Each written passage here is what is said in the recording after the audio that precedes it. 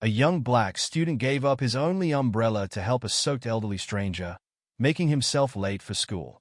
The next morning, when someone knocked on his door, his mother's eyes filled with tears. The alarm buzzed at 6 a.m., and Marcus opened his eyes to the sound of rain hitting his bedroom window. The small digital clock cast a red glow across his cramped room, illuminating the stack of school books on his desk and the worn yellow raincoat hanging from the door hook. "Marcus? You up, baby?" His mother's voice carried through the thin walls of their downtown apartment. "Yes, Mom." He sat up, rubbing sleep from his eyes. The weather forecast had predicted rain all week, and the constant drumming against the glass confirmed it wasn't letting up anytime soon. In the kitchen, Sarah Johnson moved quickly, preparing breakfast while already dressed in her cashier uniform. Dark circles under her eyes betrayed her exhaustion from working late at her second job. The smell of toast and eggs filled their small kitchen. "Eat up quick, honey. I've got an early shift today," she said, sliding a plate in front of him. Her hands trembled slightly as she poured herself another cup of coffee.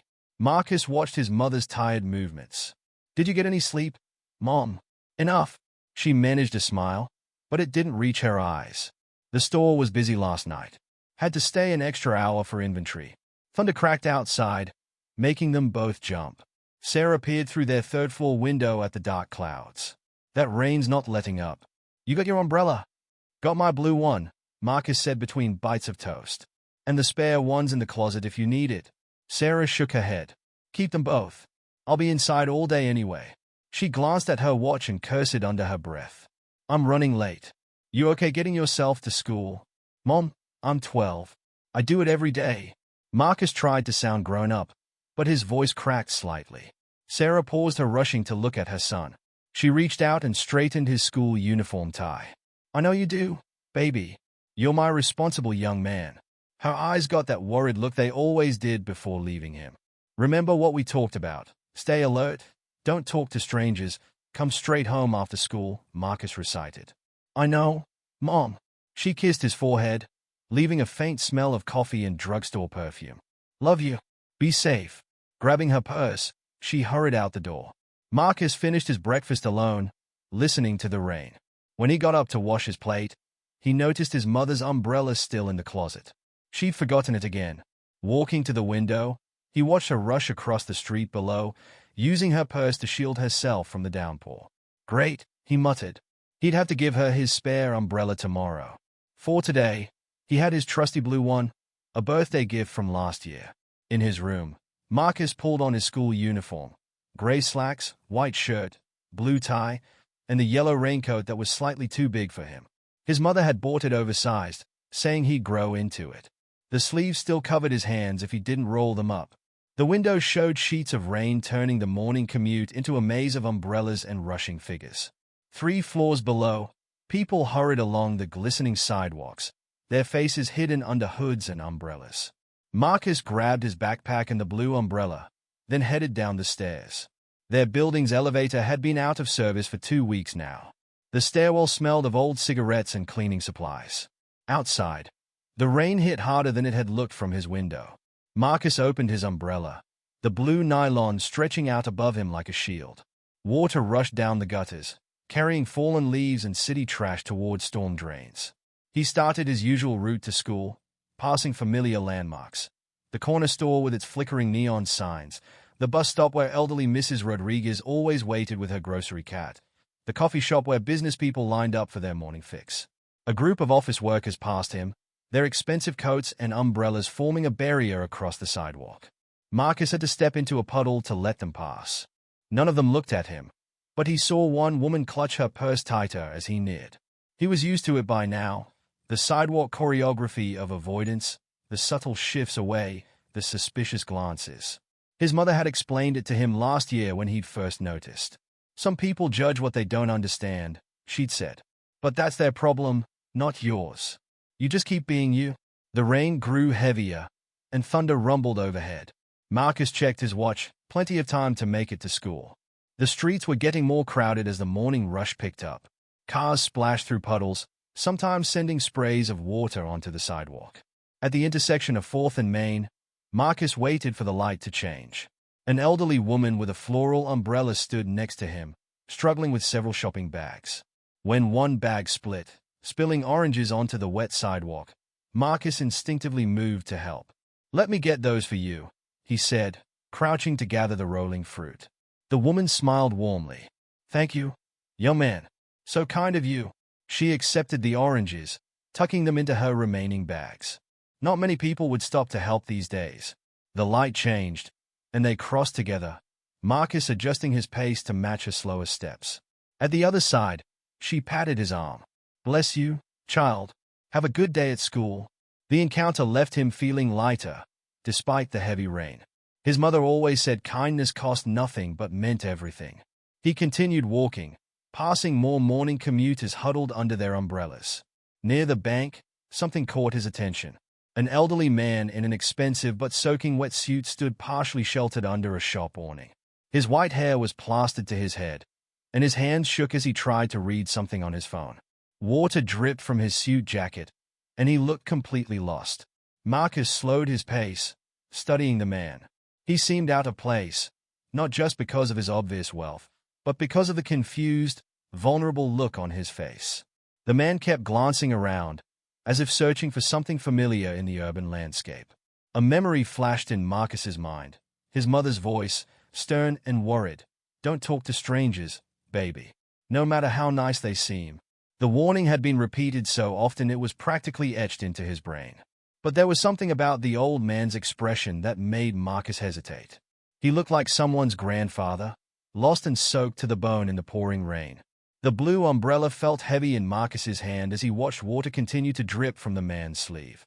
Thunder cracked again, closer this time, making the old man flinch. He fumbled with his phone, nearly dropping it on the wet sidewalk. In the distance, church bells struck 8 o'clock. School would start in 30 minutes. Marcus gripped his umbrella tighter, feeling raindrops splash against his yellow raincoat. The old man looked up, their eyes meeting briefly across the morning crowd. Behind the confusion, Marcus saw something else in the man's expression, a deep sadness that made his chest tighten. He glanced at his watch again, then back at the elderly man. People streamed around them both, focused on their own destinations, their own lives. No one else seemed to notice the soaked figure beneath the awning. Marcus took a deep breath, his mother's warning echoing in his mind. But another voice, his own conscience, spoke louder. The blue umbrella seemed to grow heavier in his hand as he stood there, caught between caution and compassion, watching the rain pour down on a stranger who needed help.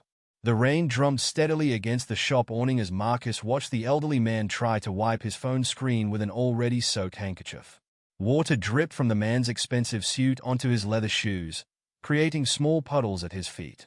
"You'll ruin your phone that way, sir," Marcus said before he could stop himself. The old man looked up, startled by the young voice. His eyes, pale blue and slightly clouded with age, focused on Marcus with surprise. "Oh, yes, I suppose you're right." His voice was refined but shaky, either from cold or nervousness. Marcus took one step closer, still keeping a careful distance. "Are you lost? Lost?" The man gave a weak laugh. "I suppose I am. Everything looks different in this rain. My wife used to." He stopped abruptly, his face tightening with pain that had nothing to do with the weather. Thunder rumbled overhead again. Marcus glanced at his watch, 25 minutes until school started. He'd be cutting it close. "But, would you like to share my umbrella?" The words came out before he could reconsider. "At least until you figure out where you're going." The old man's eyes widened slightly. He looked at Marcus, then at the blue umbrella, then back at Marcus. That's very kind of you, young man, but I wouldn't want to impose. I'll get you into trouble." "It's okay," Marcus said, though his heart was racing. "My mom always says we should help people when we can." He purposely didn't mention her warnings about strangers. The man hesitated, water still dripping from his suit. "I'm trying to get to the Greystone building on 7th Street. I used to know the way, but they've changed so much downtown lately. That's only a few blocks from here," Marcus said. "I pass it on my way to school." He held the umbrella out slightly, making space. "I'm Marcus." "Marcus," the man repeated, as if testing the name. "I'm Thomas Thompson." "Mr. Thompson." He stepped carefully under the umbrella, keeping a respectful distance from Marcus. "Thank you." This is very kind. They started walking together, Marcus adjusting his stride to match Mr. Thompson's slower pace. The blue umbrella wasn't huge, but it was big enough to shelter them both if they stayed close. My phone got wet, Mr. Thompson said, still fiddling with the device. I was trying to use one of those map applications my son installed, but technology can be tricky sometimes, Marcus said diplomatically, remembering how long it had taken his mother to learn to use her smartphone. As they walked, Marcus became aware of the looks they were receiving. A well-dressed white businessman and a young black boy sharing an umbrella drew more than a few stares. Some people did double takes, others frowned, and a few whispered to their companions. Mr. Thompson seemed oblivious to the attention, focused on keeping his footing on the wet sidewalk. I used to walk these streets every day, you know. Had an office in the Greystone for 30 years. But after my wife passed, I stayed home for a while. Everything's different now. The pain in his voice made Marcus's chest tight. I'm sorry about your wife. Thank you, Mr. Thompson said softly. It's been 6 months. She always handled the little things, directions, appointments, remembering which streets to take.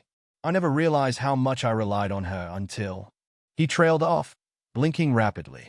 They crossed another intersection, Marcus naturally guiding them around puddles and through gaps in the crowd. He noticed a man in a dark suit standing at the corner, watching them intently. Something about his focused gaze made Marcus uneasy. Do you live far from here? Marcus asked, trying to distract himself from the watching stranger. No, just in the Greystone now. Sold our house after, well, my son thought an apartment would be better. Easier to manage. Mr. Thompson sighed. He worries too much. The man in the dark suit was following them now, keeping pace half a block behind. Marcus's neck prickled with awareness, but he tried to stay calm.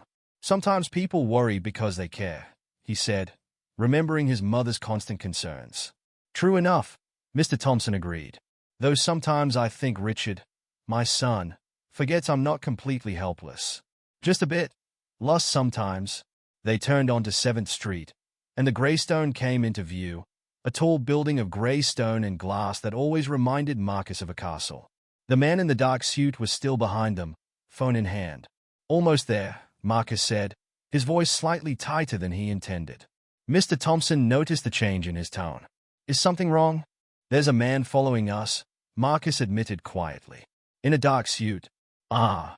Mr. Thompson's face relaxed into a smile. That would be Richard. My son. He probably saw us from his office and came to check on me. He does that. The tension in Marcus's shoulders eased slightly, but not completely. He'd had too many lessons about being careful, about how the world wasn't always safe for someone who looked like him. They reached the Greystone's entrance, where a doorman stood under the building's awning. Mr. Thompson, the doorman nodded, then gave Marcus a curious look. This young man just saved me from drowning in the rain, Mr. Thompson said, stepping under the awning. He reached into his wet jacket, pulling out a wallet. Please, let me give you something for your trouble. Marcus backed away slightly, shaking his head. No, thank you, sir. I don't need anything. But you'll be late for school now, surely. It's okay, Marcus said firmly. Really? I'm glad I could help. The man in the dark suit, Richard Thompson, had caught up to them now. He stood a few feet away, watching the exchange with an unreadable expression. At least tell me your full name, Mr. Thompson insisted. And where you go to school. I'd like to properly thank you. Marcus gripped his umbrella tighter. I should go, sir. I hope you feel better. Before anyone could say anything else, he turned and walked quickly away, feeling their eyes on his back. The rain was still falling steadily as he hurried toward school, his shoes and socks wet from splashing through puddles. His watch showed 5 minutes until the first bell. He'd have to run to make it. As he jogged through the rain, Marcus tried not to think about what his mother would say if she knew what he'd done. He also tried not to think about Mr. Thompson's sad eyes, or his son's watchful gaze, or the way people had stared at them on the street. The blue umbrella dripped steadily as he ran, and somewhere in the distance, thunder rolled across the sky like a warning. Marcus reached his school's front steps just as the first bell rang. His socks were soaked, and water dripped from his yellow raincoat onto the hallway floor as he rushed to his first class. Most of his classmates were already seated when he burst through the door. Cutting it close, Mr. Johnson, Mrs. Peterson said, looking up from her attendance sheet. A few students snickered. "Sorry," Marcus muttered, sliding into his seat. His mind was still on Mr. Thompson and their walk through the rain. The morning classes passed in a blur. During math, Marcus found himself sketching little umbrellas in his notebook margins instead of solving equations. He couldn't shake the image of Mr. Thompson's lost expression, or the way his voice had cracked when mentioning his wife. By lunchtime, the rain had intensified. Students crowded the cafeteria windows, watching lightning flash across the dark sky. Marcus sat alone at his usual table, picking at his sandwich and replaying the morning's events in his head. "Earth to Marcus." A voice broke through his thoughts. Jamal, his best friend since third grade, dropped into the seat across from him. "Where were you this morning?" "I waited at our usual spot." "Got delayed," Marcus said vaguely, not meeting his friend's eyes. "Must have been some delay." "You're never late." Jamal stuttered him. "What happened?" "For real." Marcus hesitated. Jamal could keep a secret, but telling anyone felt risky. "Still, I helped someone get to the Greystone building. The fancy place on 7th? Who'd you help?" "Just this old man. He was lost in the rain." Jamal's eyes widened. "Man, your mom would flip if she knew you were talking to strangers." "I know," Marcus groaned. "But he looked so lost, Jamal. Like my granddad used to look near the end, when he'd get confused about where he was." The mention of Marcus's grandfather sobered them both. He passed away 2 years ago after a long battle with dementia. "Still," Jamal said, "you've got to be careful. Remember what happened to Andre last month?" Marcus remembered. Andre, a 14-year-old from their neighborhood, had been stopped and questioned by police while helping an elderly white woman find her car. Someone had called 911, reporting a suspicious young man following the woman. This was different, Marcus insisted, but doubt crept into his voice. Mr. Thompson was genuinely lost. "Mr. Thompson?" Jamal raised an eyebrow. "You got his name?" Before Marcus could respond, the bell rang. As they headed to their afternoon classes, Jamal grabbed his arm. "Just watch yourself." "Okay." People see what they want to see. The rest of the school day dragged on. During history class, while Mr. Barnes lectured about the Civil War, Marcus's thoughts kept drifting to the way people had stared at him and Mr. Thompson. Some looks had been curious, others suspicious, a few openly hostile. When the final bell rang, the rain had finally begun to ease. Marcus stepped outside, opening his blue umbrella more out of habit than necessity. The late afternoon air was heavy with moisture, and steam rose from the warm pavement. Instead of taking his usual route home, Marcus found himself walking towards 7th Street. He told himself he just wanted to make sure Mr. Thompson had made it inside okay, even though that had been hours ago. The Greystone looked different in the fading daylight. Lights glowed warmly behind its windows, and well-dressed people streamed in and out of its revolving doors. The doorman from that morning was gone, replaced by another man in the same dark uniform. Marcus stood across the street, watching. He wondered which window belonged to Mr. Thompson's apartment, whether the old man was up there now, maybe looking down at the city streets that had become so unfamiliar to him. "It's not polite to loiter." The voice made Marcus jump. Richard Thompson stood behind him, umbrella in hand, his dark suit as immaculate as it had been that morning. "I wasn't. I just—" Marcus stumbled over his words, taking a step back. "My father told me about what you did this morning," Richard said, his expression neutral. "It was unexpected." Marcus gripped his umbrella tighter. "Is he okay?" Something flickered across Richard's face. Surprise. Maybe. "He's fine." "Better than fine, actually. He hasn't talked that much in months." Cars swooshed past on the wet street between them. Marcus shifted uncomfortably, unsure what to say. "Why did you help him?" Richard asked suddenly. "The truth." Marcus thought about it. "He reminded me of my granddad," he said finally. "And it was raining." Richard studied him for a long moment. "You refuse his money." "I didn't help him for money." "Then why?" "Because." Marcus struggled to find the right words. "Because sometimes people just need help. That's what my mom says. Anyway, your mother sounds wise," Richard said. He paused, then added, "My father would like to thank you properly." Marcus shook his head. "He doesn't need to. He wants to," Richard interrupted. "He hasn't wanted much of anything since my mother died. Do you understand what I'm saying?" Marcus thought about Mr. Thompson's sad eyes, about the way he'd talked about his wife. He thought about his own grandfather in his final months, how a simple act of kindness could light up his whole day. "I should get home," Marcus said. "My mom will worry." Richard nodded, reaching into his suit jacket. He pulled out a business card. "If you change your mind." He held it out. Marcus stared at the card but didn't take it. "I really should go." "Of course." Richard withdrew the card. "But you should know. My father sits by that window every morning now, watching the people with their umbrellas. I think he's hoping to see a particular blue one." The words hit Marcus like a physical weight. He thought about Mr. Thompson sitting alone, watching the rain, waiting for a glimpse of kindness in a world that had become strange and cold. "I have to go," Marcus repeated, turning away. He walked quickly, his shoes splashing through puddles, the blue umbrella a bright spot against the darkening sky. Behind him, the Greystones' lights continued to glow, and somewhere high above, perhaps an elderly man sat by a window, watching the city below and remembering a moment of unexpected kindness in the morning rain. Thunder rumbled in the distance as Marcus headed home, his mind heavy with thoughts of lonely old men, watchful sons, and the complicated web of consequences that could spring from a simple act of sharing an umbrella. Marcus climbed the 3 flights of stairs to his apartment, each step feeling heavier than the last.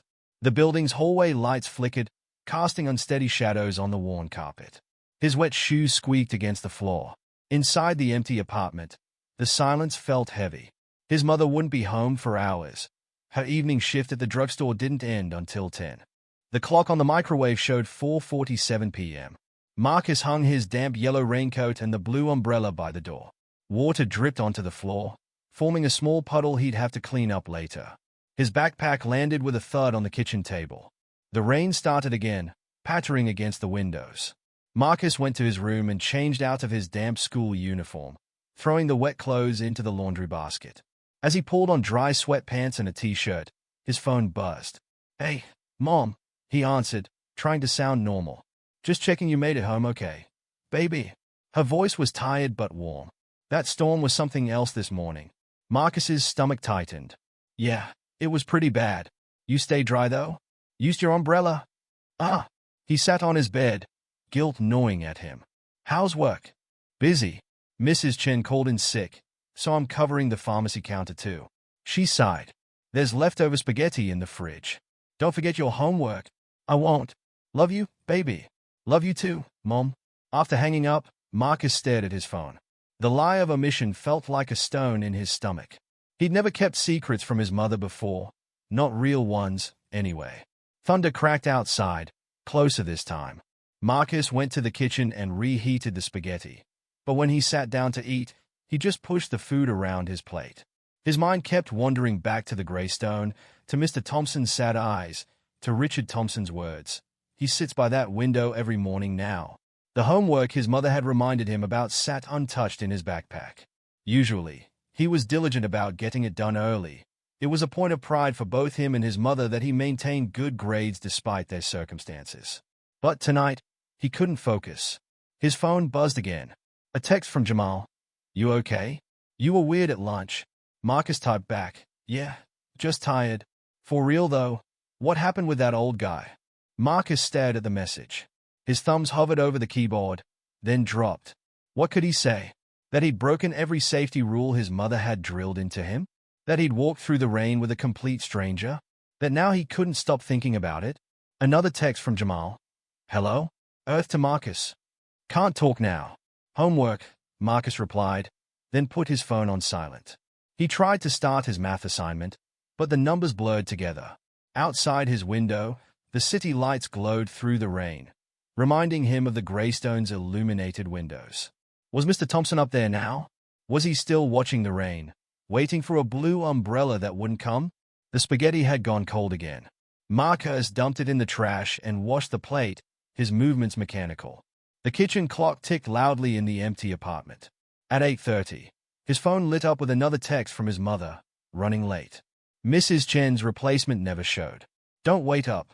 Love you." Marcus sent back a heart emoji, then went to stand by the window. The rain had settled into a steady drizzle, and the street below was mostly empty. A few people hurried past, collars turned up against the weather. None of them looked up at the windows above. None of them seemed to notice anyone else. He thought about Mr. Thompson saying he'd walked these streets for 30 years, but now everything was different. Marcus understood that feeling, how places could change, become unfamiliar and strange. After his grandfather died, the park where they used to feed pigeons had felt like a different place entirely. The memory of his grandfather triggered something else. He went to his mother's room and opened her closet, reaching for the old showbox where she kept family photos. Inside, beneath pictures of birthday parties and school events, he found what he was looking for: a photo of himself and his grandfather, taken about a year before the dementia got bad. In the picture, they sat on a park bench, his grandfather's arm around his shoulders. They were both smiling. Marcus remembered that day, how his grandfather had told stories about his youth, about times when kindness was rare and precious, about how a simple act of decency could change someone's whole world. "You've got to be careful," his mother always said. "The world isn't always kind to boys who look like you." But his grandfather had said something different. "The world gets harder when we stop seeing each other as people." Lightning flashed outside, illuminating the room. Marcus put the photo back carefully and returned the showbox to its place. His homework still waited on the kitchen table, but instead of returning to it, he went to check on his umbrella. The blue nylon was almost dry now. He ran his fingers over the curved handle, remembering how it had sheltered two people that morning. The memory of suspicious stares and whispered comments surfaced, but alongside it came Mr. Thompson's grateful smile, his quiet stories about his wife, the way his voice had grown stronger as they walked. Marcus's phone buzzed again. This time it was a news alert. Severe weather warning, heavy rain expected to continue through week. He looked at the umbrella, then at his phone, then back at the umbrella. The right thing to do, the safe thing, would be to forget about Mr. Thompson. Go to school, come straight home, keep his head down.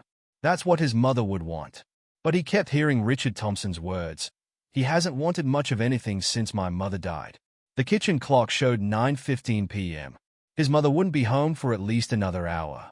Marcus sat at the table and finally pulled out his homework, but between math problems, his eyes kept drifting to the blue umbrella by the door.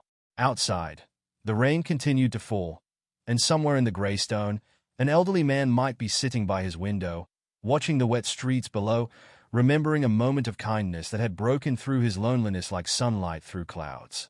Thunder rolled again, distant now, like the echo of a choice still reverberating through the evening air. Marcus woke before his alarm the next morning, the sound of rain still steady outside his window. The digital clock read 5:45 a.m. In the kitchen, he could hear his mother moving around, probably getting ready for her morning shift. He lay in bed, listening to the familiar sounds, cabinet doors opening and closing, the coffee maker gurgling, his mother's quiet humming. The events of yesterday felt almost like a dream, but the blue umbrella still hanging by the door proved otherwise. "Marcus!" His mother's voice carried through the door. "You're up early." "Coming," he called back, pushing aside his covers. His school uniform hung pressed and ready on the back of his chair. His mother must have ironed it after getting home last night. Sarah Johnson stood at the stove, making eggs. She looked tired, but she smiled when Marcus entered the kitchen. "Sleep okay, baby?" "Yeah." He grabbed plates from the cabinet, setting the table automatically. "How was work?" "Long." She slid eggs onto his plate. "But Mrs. Chen's back today, so no double shift." She studied his face. "You're quiet. Everything okay at school?" Marcus focused on his breakfast.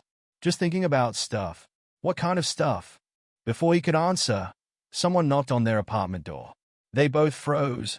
Nobody ever visited this early. Sarah frowned, moving toward the door. Who could that be? Marcus's heart started racing. Something told him exactly who it might be, but he couldn't find his voice to warn his mother. Through the door's peephole, Sarah looked out. Her body stiffened.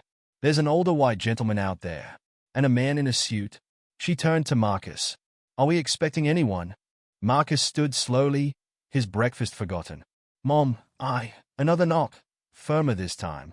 Sarah's expression hardened. "Marcus Johnson, what did you do?" "I just helped someone," he said quickly. "Yesterday, in the rain. He was lost and—" "You what?" Her voice rose slightly. "After everything I told you about." A voice came through the door, elderly but clear. "Hello. I apologize for the early hour. but I'm looking for Marcus. I'm Thomas Thompson, and he helped me yesterday during the storm. Sarah's face went through a series of emotions: fear, anger, confusion. She looked at Marcus, who stood rooted to the spot, then back at the door. "Mom," Marcus said softly. He was lost. Like Grandpa used to get. Something in Sarah's expression shifted. She took a deep breath, then opened the door, keeping the security chain latched. "Can I help you?" Mr. Thompson stood there, looking much more put together than he had yesterday. His suit was dry and pressed, his white hair neatly combed. Behind him stood Richard, his face as impassive as before. "Mrs. Johnson." Mr. Thompson smiled warmly. "I apologize for disturbing you so early. I'm Thomas Thompson, and this is my son, Richard. Your boy Marcus helped me yesterday when I was quite lost in the storm." Sarah's hand gripped the doorframe. "How did you find our apartment?" "The building manager knew of Marcus," Richard spoke up. "There aren't many 12-year-old boys living here." Marcus watched his mother's shoulders tense. He knew what she was thinking, how easily strangers had found their home, how vulnerable that made them feel. "What do you want?" Sarah asked, her voice controlled but wary. "To thank him properly," Mr. Thompson said, "and to apologize for any worry we may have caused." "May we come in? Just for a moment?" Sarah hesitated, then looked at Marcus. He nodded slightly, and something passed between them. Trust, maybe, or understanding. She closed the door, unlatched the chain, then reopened it fully. "Please, come in." Her voice was polite but reserved. Mr. Thompson entered first, followed by his son. They seemed too large for the small apartment, their expensive suits out of place among the worn furniture and second-hand decorations. "We have coffee," Sarah offered automatically, her ingrained hospitality winning over caution. "That would be lovely," Mr. Thompson said, while Richard shook his head. Marcus stood by the kitchen table, his half-eaten breakfast getting cold. Mr. Thompson's eyes found him, and the old man's face lit up with genuine warmth.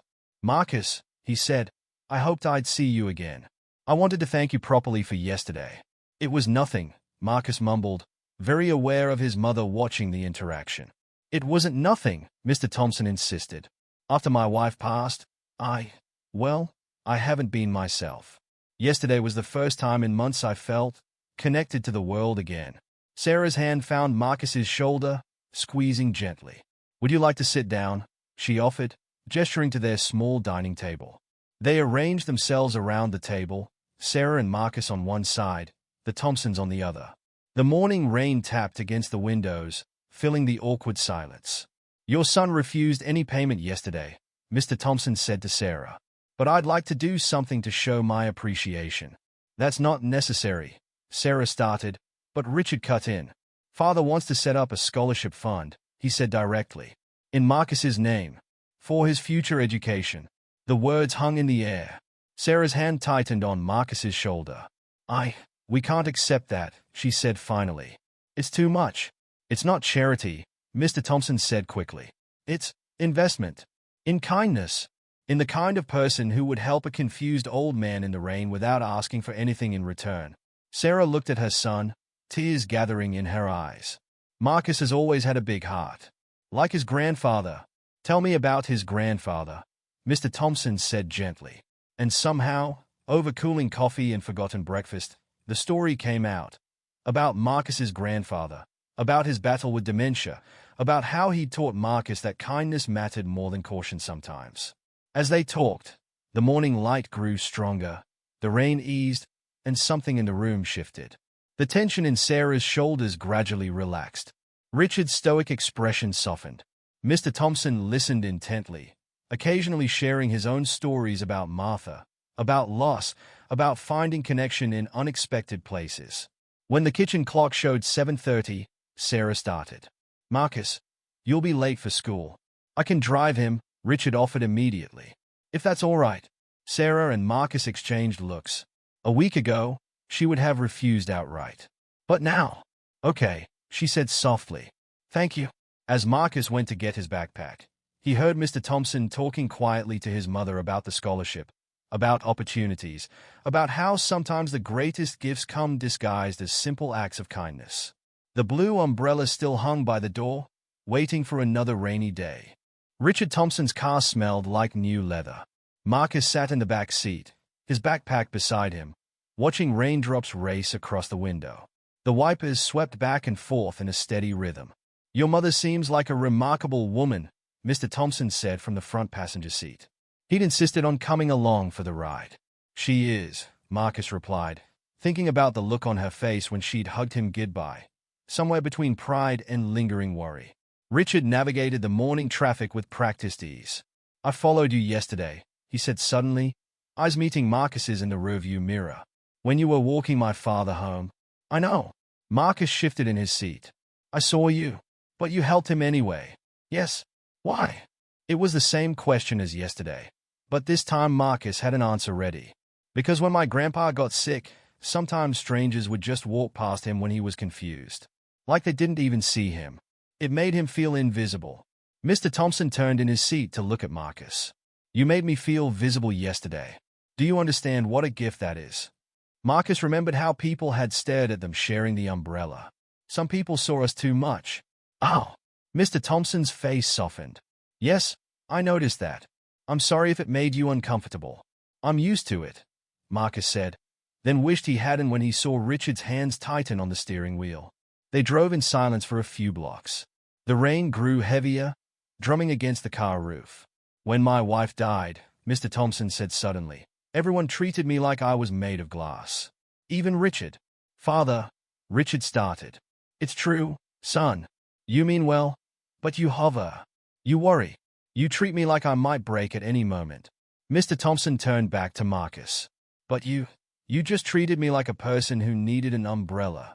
They pulled up in front of Marcus's school. Other students were hurrying inside, hunched against the rain. "About the scholarship," Richard said, putting the car in park. "We'd like to meet with your mother again, discuss the details properly." Marcus grabbed his backpack. "She works 2 jobs. It's hard to find time." "We'll work around her schedule," Mr. Thompson said firmly. "This is important. Important." Marcus thought about his mother's tired eyes, about the extra shift she took to save for his education, about the way she'd looked at the Thompsons across their worn kitchen table, proud but uncertain. "Why are you really doing this?" he asked. The question seemed to surprise both Thompsons. Richard turned in his seat to face Marcus fully. "Because," he said slowly, "for months I'd been watching my father fade away. Nothing I did helped. The best doctors, the finest care, none of it mattered. But yesterday, a 12-year-old boy with a blue umbrella did what I couldn't. He made my father want to rejoin the world." "Richard," Mr. Thompson's voice cracked slightly. "It's true, Father. Yesterday was the first time since Mother died that you seemed like yourself." Richard looked at Marcus. "Do you know what he did after you left?" He asked to walk around the neighborhood. He wanted to see how things had changed. He talked about Martha, about Mother, without crying. He ate dinner without being reminded.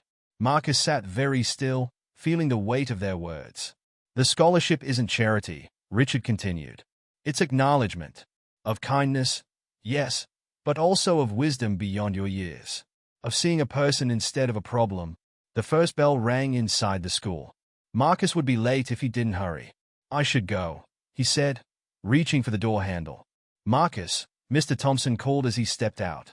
Would you mind if I waited sometimes? By the window? In case you pass by with your umbrella." Something warm spread through Marcus's chest. "I walk this way every morning," he said. "Rain or shine." Mr. Thompson's smile was like sunlight breaking through clouds.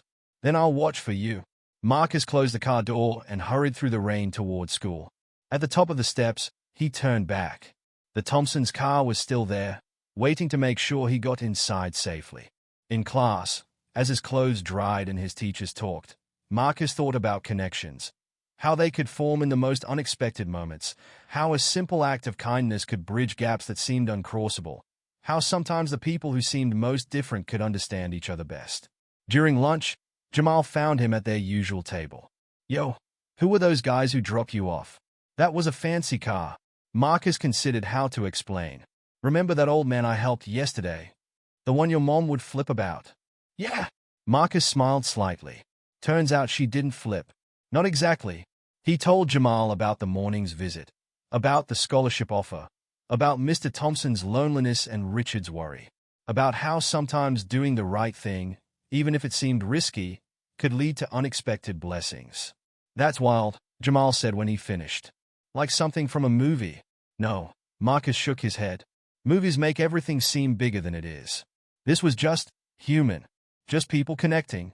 After school, the rain had finally stopped. Marcus walked home along his usual route, passing the Greystone. He looked up at the windows, wondering if Mr. Thompson was watching. On an impulse, he waved. At home, he found his mother sitting at the kitchen table, still in her cashier uniform. A business card lay in front of her. Richard Thompson's card, the one Marcus had refused yesterday. I called them, she said when Marcus set down his backpack. About the scholarship? Yeah. She patted the chair next to her, and he sat down. Want to hear something funny? Mr. Thompson. Thomas, he knew your grandfather. Marcus stared at her. What? They worked in the same building years ago. Before the dementia. Small world, isn't it? She picked up the business card, turning it over in her hands. Your grandpa always said everything happens for a reason. Do you believe that? I believe in kindness, she said softly. I believe in being careful. Yes, but I also believe in seeing people. Really seeing them. She looked at her son. Like you did. Outside, clouds were breaking up, letting through patches of late afternoon sun. The city was drying out, getting ready for whatever tomorrow might bring. I'm proud of you, Sarah said, pulling Marcus into a hug. So proud. Marcus hugged her back, thinking about umbrellas and rainstorms, about lonely old men and worried sons, about how sometimes the biggest changes started with the smallest choices. By the door, the blue umbrella hung waiting, ready for another day, another chance to shelter someone from the rain. A week had passed since the Thompsons' early morning visit. Marcus sat at the kitchen table, watching his mother adjust her collar in the hallway mirror. She'd taken a rare morning off from the drugstore for their meeting at the Greystone. Are you sure about this, Mom? Marcus asked, noting how she smoothed her skirt for the third time. Sarah caught his eye in the mirror. Honestly, no. But sometimes you have to take a leap of faith. She turned to face him. Your grandfather would have. The morning was clear for the first time in days. Sunlight streamed through their kitchen window, making the worn linoleum floor shine. Marcus's blue umbrella hung by the door, dry and unused. They'll be here at 9, Sarah said, checking her watch. It was 1:15. As if on cue, someone knocked. Sarah opened the door to find Richard Thompson, impeccable as always in his dark suit. Mrs. Johnson, he nodded. Marcus. The car's waiting downstairs. The ride to the Greystone was quiet. Marcus watched the city pass by, everything looking different in the morning sun. No rain today to blur the edges of things. The building's lobby was all marble and brass, with a chandelier that made Marcus think of frozen raindrops. The doorman nodded to them, and Richard led them to an elevator with mirrors on all sides. Father's waiting in the conference room, Richard said as they ascended. 15th floor. Marcus caught his mother's reflection fidgeting with her purse strap. He reached for her hand, and she squeezed back gratefully. The elevator doors opened to a world of polished wood and soft carpet. Through floor-to-ceiling windows, the city spread out below like a map. Richard guided them down a hallway to a large room where Mr. Thompson sat at a long table, papers spread before him. Sarah, Marcus. The old man stood, beaming. He looked better than he had that first rainy morning, more solid somehow, more present. Thank you for coming. They sat around the table, Marcus between his mother and Mr. Thompson. A woman in a gray suit sat at the far end, a laptop open in front of her. This is MS. Parker, our family attorney, Richard introduced her. She's here to help with the scholarship paperwork. Sarah's hand found Marcus's knee under the table. Before we start, she said, her voice steady despite her nervous fingers, I need to understand why. Why this much? Why us? Mr. Thompson exchanged looks with his son. Richard, would you show them? Richard pulled out his phone, tapped a few times, then passed it to Sarah. On the screen was a photo, younger versions of Mr. Thompson and Marcus's grandfather, standing together outside what looked like the Greystone. That's from 20 years ago, Mr. Thompson said softly. Your father-in-law was one of the kindest men I ever knew. When my company was struggling, he was the only one who stood by me. Who saw me as a person, not a failing businessman. Sarah's hand trembled as she held the phone. He never mentioned. He wouldn't have. James wasn't one to talk about his good deeds. Mr. Thompson smiled at Marcus. Must run in the family. Marcus stared at the photo, at his grandfather's familiar smile. You really knew him? He helped save my company, Mr. Thompson said. And my dignity. When I saw you in the rain that day, something about your kindness reminded me of him. I didn't make the connection until Richard mentioned your last name. MS. Parker cleared her throat gently. Should we discuss the terms? The next hour passed in a blur of legal terms and explanations. The scholarship would cover Marcus's education through college, with additional funds for books and supplies. There would be a monthly stipend for educational expenses, starting immediately. And what do you want in return? Sarah asked finally, her voice tight. Nothing, Richard said firmly. Except maybe occasional visits. Father's grown quite fond of Marcus. And perhaps sharing that umbrella again, when needed, Mr. Thompson added with a wink at Marcus. Sarah sat very still, staring at the papers before her. This is too much. It's not enough, Mr. Thompson countered. Your father-in-law's kindness saved my business, my reputation, my sense of self-worth. Now your son has done the same, in a different way. He reached for Sarah's hand across the table. Please, let me honor both their kindnesses. Marcus watched his mother's face, saw the moment something shifted in her expression. She picked up the pen. MS. Parker offered. Marcus's education has always been my priority, she said as she signed. I've been working extra shifts, saving what I could. Those savings are still important, Richard said. Consider this additional security. A safety net. Mr. Thompson signed next, his signature strong and clear. Then Richard, then MS. Parker as witness. There's one more thing, Mr. Thompson said when the papers were signed. He slid an envelope across the table to Sarah. This is personal, not part of the scholarship. Sarah opened it carefully. Inside was a check. Her eyes widened. It's a year's salary, Richard explained. So you can quit that second job. Spend more time with Marcus. I can't, Sarah started. James would want this, Mr. Thompson interrupted gently. He always worried about you working too hard. Tears spilled down Sarah's cheeks. Marcus had never seen his mother cry in front of strangers before. Thank you, she whispered. The meeting wrapped up quickly after that. MS. Parker gathered the papers, promising copies would be delivered to their apartment. Richard made notes about setting up the monthly transfers. As they stood to leave, Mr. Thompson touched Marcus's arm. Would you mind staying a moment? I'd like to show you something. Sarah nodded her permission, and Richard offered to show her some of the educational programs they had in mind. Once they were alone, Mr. Thompson led Marcus to the window. The city stretched out below them, sunlight glinting off countless windows.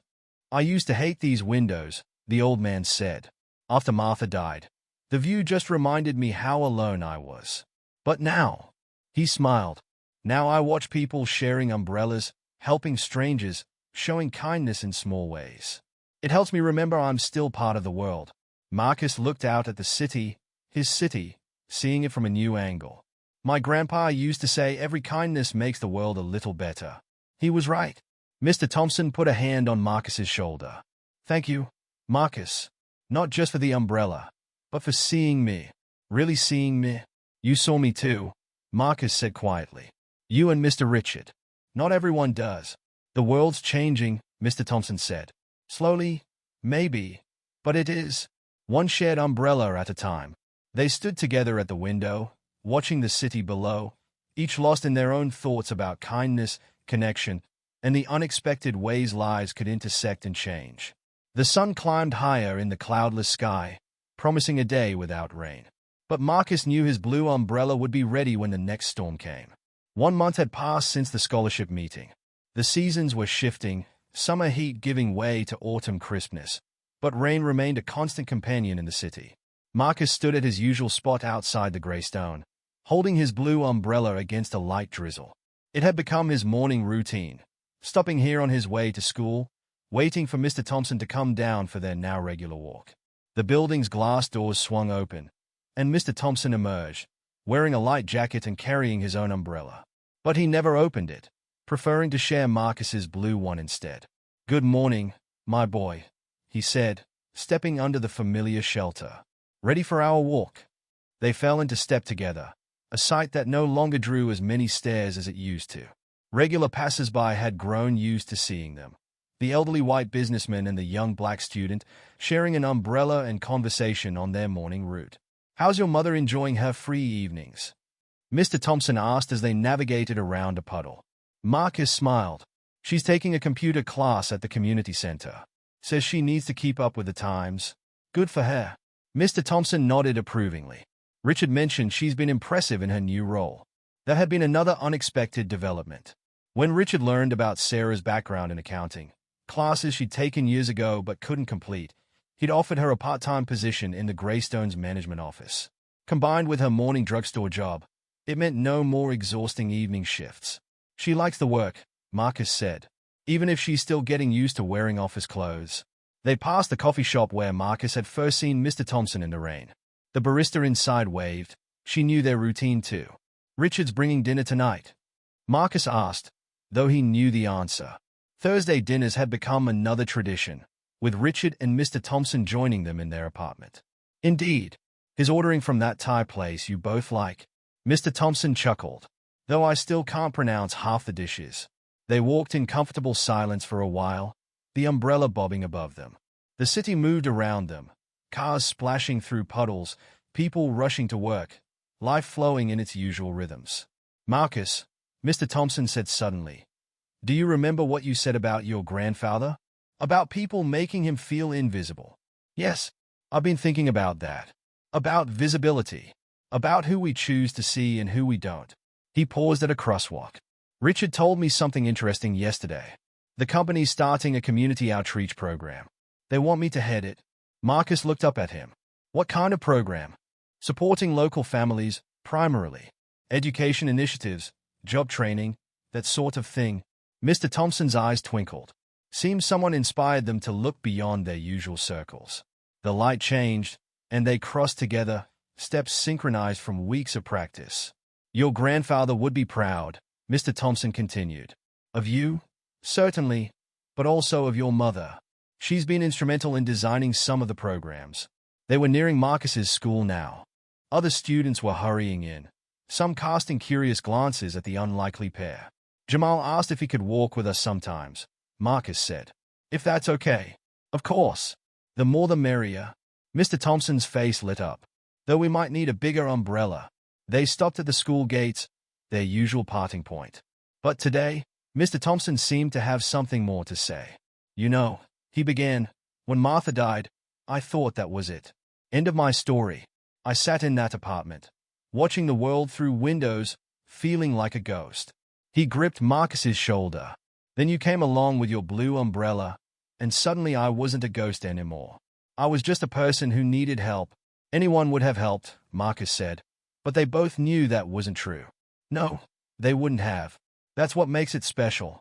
Mr. Thompson straightened his jacket. "Richard's different now, too. You've noticed?" Marcus nodded. Richard had softened over the past month. He smiled more, worried less, had stopped watching his father like he might break at any moment. "He's learning the same lesson you taught me," Mr. Thompson said. "About seeing people, really seeing them." The school bell rang its first warning. Students began filing inside. "Better get going," Mr. Thompson said. "Don't want to be late. Though I suppose being the scholarship's namesake might earn you some leeway." That was another change. The Thomas Thompson Educational Initiative had officially launched last week, with Marcus's scholarship as its pilot program. Already, 3 other students had been selected for similar support. "That's not how it works," Marcus laughed. "Mom would kill me if I was late, scholarship or not." "Speaking of your mother," Mr. Thompson reached into his pocket. "She asked me to remind you about your dentist appointment after school. Richard will pick you up." Marcus groaned. "I didn't forget." "Of course not." Mr. Thompson winked. "Just like I didn't forget about ice cream after." That was their secret ritual. Whenever Richard had to drive Marcus somewhere, Mr. Thompson would insist on stopping for ice cream. Richard pretended not to notice the extra time it took. "See you at dinner?" Marcus asked, though he knew the answer. "Wouldn't miss it." Mr. Thompson stepped back, finally opening his own umbrella. "Oh, and Marcus, thank you." "For what?" "For reminding an old man that every day is a chance to start again. To see and be seen." Marcus watched him walk away, umbrella held high against the drizzle. Other students rushed past, eager to get out of the rain, But Marcus stood a moment longer, thinking about visibility and invisibility, about bridges built over the smallest acts of kindness. The final bell rang. Marcus closed his umbrella, shaking off the drops. Above him, the sky was beginning to clear, patches of blue showing through the gray. But he knew the rain would return tomorrow, and he'd be here with his umbrella, ready to share its shelter with a friend who was once a stranger. Inside his classroom, he could see the Greystone through the window, standing tall against the clearing sky. Somewhere in that building, his mother was probably reviewing program applications, helping other families find their own bridges to a better future. And somewhere, a lonely old man had found his way back to the world, guided by a blue umbrella and a boy who chose to see him when others looked away. The rain fell in heavy sheets, just like it had that first morning 1 month ago. Marcus stood at his window, watching the sunrise struggle through dark clouds. His blue umbrella waited by the door, ready for its daily service. Today was special, the official launch of the Thomas Thompson Educational Initiatives Community Center. The press would be there, local officials, families of scholarship recipients. His mother had laid out his best suit the night before. "Marcus," Sarah called from the kitchen. "Breakfast's ready." He found her already dressed in her new business suit, hair neatly styled, looking nothing like the exhausted cashier she'd been just a month ago. The kitchen table was set for 3. Richard was picking them up early. "Nervous?" she asked, setting a plate of French toast in front of him. "A little," he admitted. "Mr. Thompson wants me to say something at the ceremony." Sarah sat down beside him. "You'll do fine. Just speak from the heart."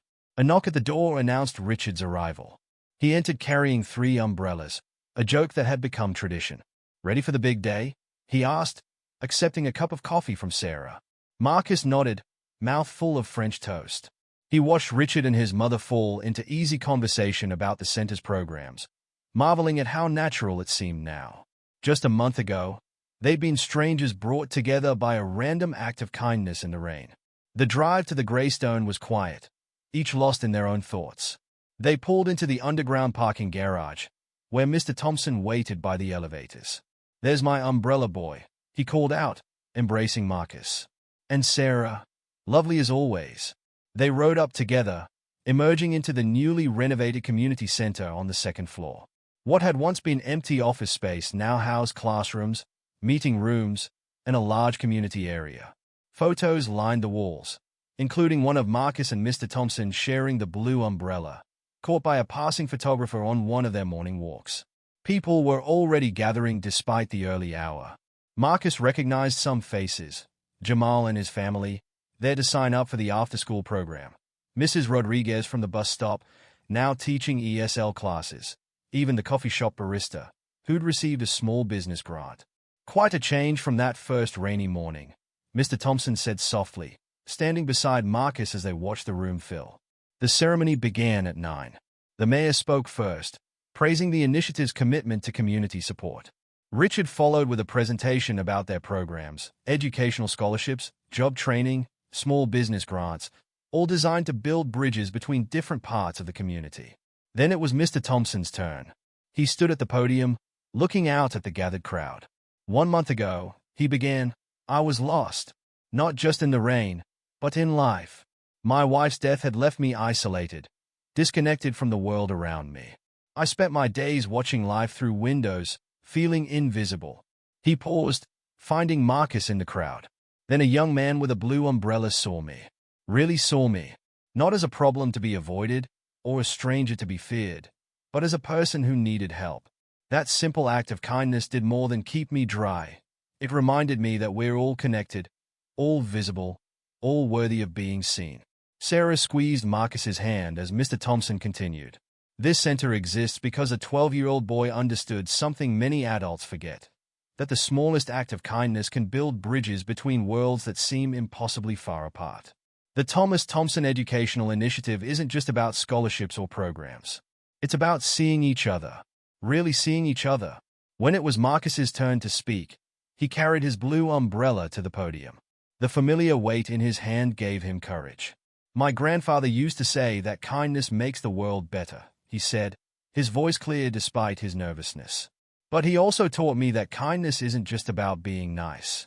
It's about being brave enough to see people when others look away. It's about sharing your umbrella even when you're not sure it's the safe thing to do. He looked out at the crowd, at his mother's proud smile, at Richard's approving nod, at Mr. Thompson's tear-filled eyes. This umbrella has taught me something important, he continued. It's taught me that we're all just people getting rained on sometimes. And maybe, if we're brave enough to share our shelter with each other, we can build something amazing together. After the ceremony, as people mingled and explored the new center, Marcus found himself back by the wall of photos. The image of him and Mr. Thompson sharing the umbrella was centered among pictures of other community members, all people who had been helped by or were helping with the initiative. You know what I see when I look at that photo? Richard's voice came from behind him. Marcus turned. What? The moment my father came back to life. Richard smiled, a real smile, not the controlled expression he'd worn in those early days. The moment we all started to wake up a little bit. Outside, the rain was finally letting up. Sunlight broke through the clouds, sending rays through the center's large windows. Marcus could see people on the street below, going about their day, some stopping to look up at the building's new community center sign. Ready for your next adventure? Mr. Thompson joined them, resting a hand on Marcus's shoulder. What adventure? Life, my boy. Every day is an adventure when you're really seeing the world. He gestured to the room full of people. Look at all these bridges we're building. Marcus gripped his blue umbrella, thinking about that first rainy morning, about choices and chances, about the courage it takes to really see people and the magic that happens when you do. You know what, Mr. Thompson, he said. I think I am ready. Above them, the clouds continued to part, revealing patches of blue sky. But Marcus knew the rain would return tomorrow, and the next day, and the day after that. And he would be ready with his umbrella, watching for others who needed shelter, building bridges one act of kindness at a time. Because that's what happens when you really see people. You find out that nobody is truly a stranger, that every life touches every other life, that the smallest choice to show kindness can ripple out in ways you never imagined. And sometimes, on a rainy morning in a busy city, all it takes is a blue umbrella and the courage to share it.